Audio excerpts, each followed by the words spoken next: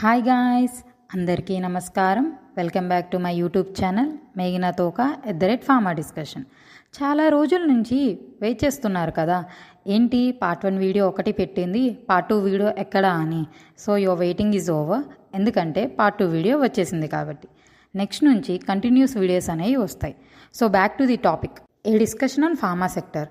మనం పార్ట్ 1 వీడియోలో కొన్ని టాపిక్స్ కవర్ చేసుకున్నాం కదా, ఈ పార్ట్ 2 వీడియోలో మనం మిగతా టాపిక్స్ కవర్ అయ్యేలా చూద్దాం. ఒక్కసారి పార్ట్ 1 వీడియోలోకి అలా జస్ట్ బ్యాక్ వెళ్ళిపోయి చూసేసేయండి మొత్తం వీడియో. ఏ ఫార్మాస్యూటికల్ ఇండస్ట్రీ ఓవర్వ్యూ అనేది మనం ఈ వీడియోలో చూసేద్దాం.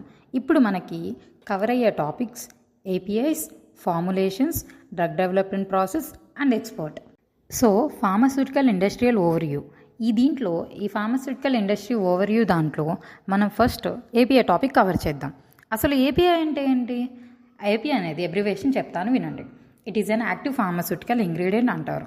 It is a key compound in a drug that produces the intended therapeutic effect అంటారు.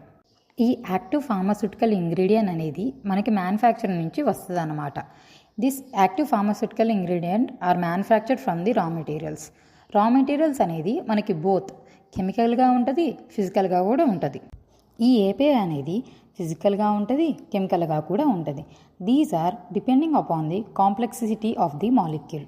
సో మనకి ఏపీఐ సింథసిస్ ఎలా జరిగిద్ది అంటే, సింథసిస్ ఆఫ్ ది ఏపీఐ అనేది మల్టిపుల్ స్టెప్స్గా జరుగుతాయి. అంటే complexity of the chemistry utilising a range of processing technologies అన్నమాట. Example of an API, pain relieving component in a pain killer అన్నమాట.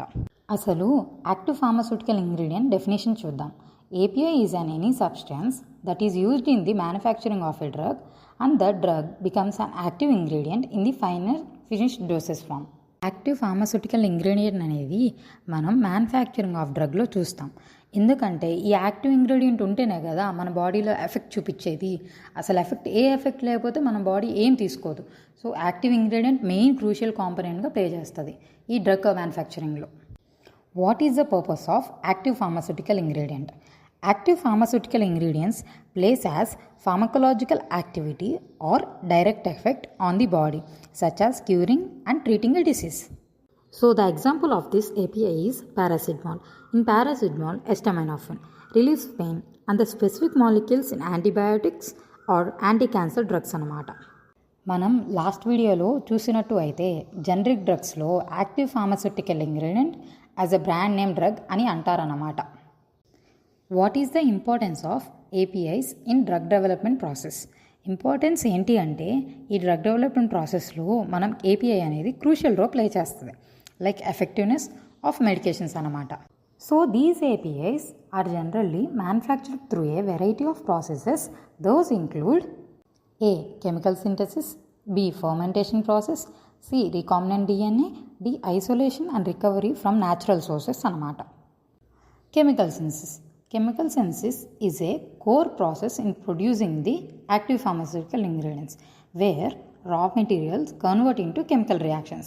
నేను ఆల్రెడీ ఒకసారి చెప్పాను కదా, మనకి రా మెటీరియల్స్ అనేది ఫిజికల్గా ఉంటుంది అండ్ కెమికల్గా ఉంటుంది. Now fermentation process. This is especially for a complex molecules like antibiotics or biologicals. In involving these using microorganisms like bacteria, yeast, fungi, active pharmaceutical ingredient through control metabolic process అనమాట. ఈ fermentation ప్రాసెస్లో ఏం జరిగిద్దంటే, ఇది మైక్రోబయాలజీలో ఎక్కువ జరుగుతుంది అనమాట. ఎలాగా, ఇక్కడ మనకి మైక్రో ఆర్గానిజమ్స్ ఉంటాయి కదా, ఎలా అంటే బ్యాక్టీరియా, ఈస్ట్, ఫంగై, అవన్నీ కంట్రోల్డ్ మెటబాలిక్ ప్రాసెస్తో ఫర్మెంట్ అయిపోయి మనకి ఏపీఐ మంచిగా ఇస్తుంది అనమాట. Next recombinant DNA, deoxyribonucleic acid. This creates a drug that contains proteins or peptides drug by genetically modified organisms.